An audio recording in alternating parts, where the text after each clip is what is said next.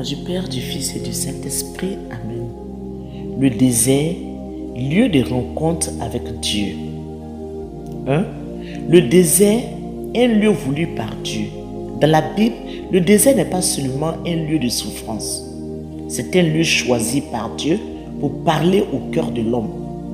La parole de Dieu dit, « Je vais la conduire au désert et je parlerai en son cœur. » Osée chapitre 2, verset 16.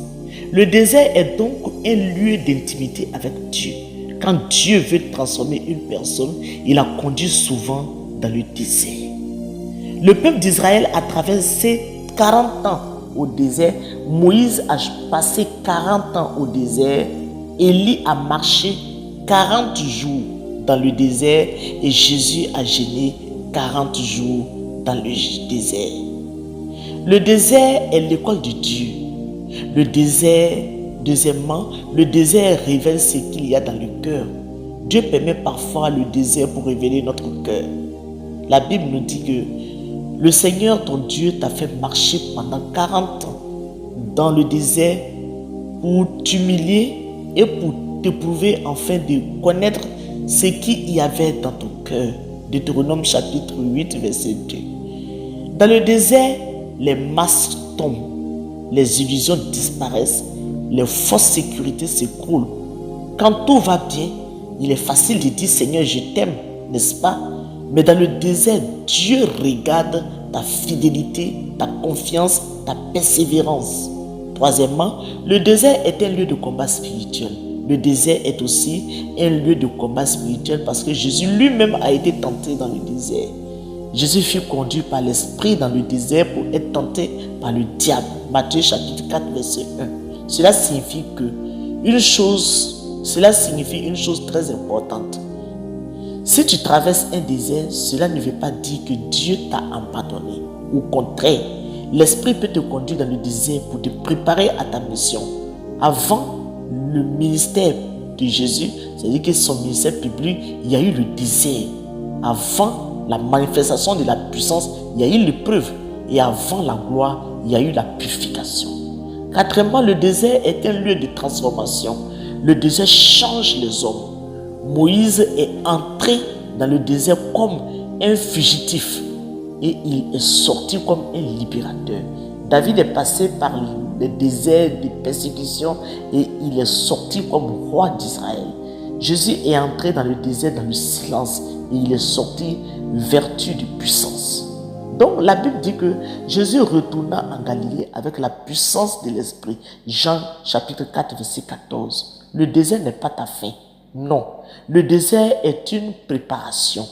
Cinquièmement, le désert spirituel aujourd'hui. Aujourd'hui, beaucoup de chrétiens traversent un désert spirituel, désert émotionnel, désert familial, désert financier, désert dans la mission. Parfois, on prie et Dieu semble silencieux. Mais écoute bien ce que je te dis. Le silence de Dieu n'est pas l'absence de Dieu, nous dit le cardinal Sarah. Dans le désert, Dieu travaille en profondeur. Et sixièmement, le désert produit des fruits spirituels. Quand tu sors du désert avec Dieu, tu sors avec plus d'humilité, plus de foi, plus d'autorité spirituelle, plus de discernement, plus de compassion. Les plus grands serviteurs de Dieu ont été formés dans le désert, écoutez. Ah oui, ils ont tous été formés dans le désert. Et maintenant, je vais te demander, toi qui traverses le désert, qui vis le désert, sois fort. Oui, sois fort et courageux. Jésus est là, il n'est pas loin de toi, il est dans ce désert que tu traverses. Il est tout près de toi, même si tu ne le sens plus, même si tu ne l'entends plus, même si tu n'as plus de vision, même si tu n'as plus de paroles de connaissance, mais il est présent.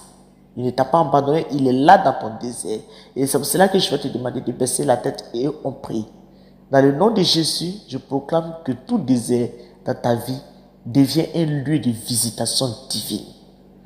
Que dans ton désert, Dieu te parle, Dieu te restaure, Dieu te fortifie, Dieu ouvre un chemin. Car la parole de Dieu dit, je vais ouvrir un chemin dans le désert et les fleuves dans la solitude. Ésaïe 43, verset 19.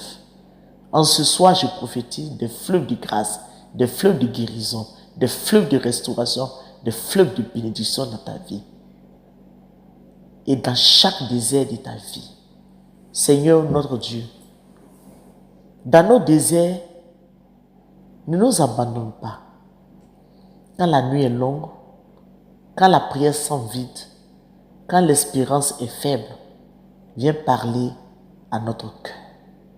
Transforme nos déserts en jardins spirituels, que nos épreuves deviennent des sources de grâce et que nous sortions de nos déserts remplis de ton esprit et prêts pour la mission. Que ton nom soit glorifié pour les siècles des siècles. Amen.